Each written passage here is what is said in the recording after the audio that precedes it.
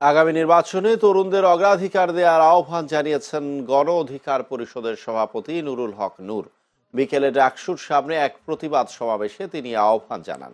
2019 সালে ডাকসুর তৎকালীন ভিপি নূরের উপর হামলার 6 বছর পূর্তি উপলক্ষে প্রতিবাদ সভার আয়োজন করেন ছাত্র অধিকার পরিষদ। এতে ডাকসুর বর্তমান জিএস এস এম ফরহাদ সহ গণ অধিকার পরিষদ ও ছাত্র অধিকার পরিষদের বিভিন্ন স্তরের নেতাকর্মীরা উপস্থিত ছিলেন। বক্তারা 2019 সালে নূরের উপর হামলায় জড়িতদের দ্রুত আইনের আওতায় আনার দাবি জানান। তরুণদেরকে রাজনীতিতে প্রাসঙ্গিক থাকতে হবে, নেতৃত্বে থাকতে হবে।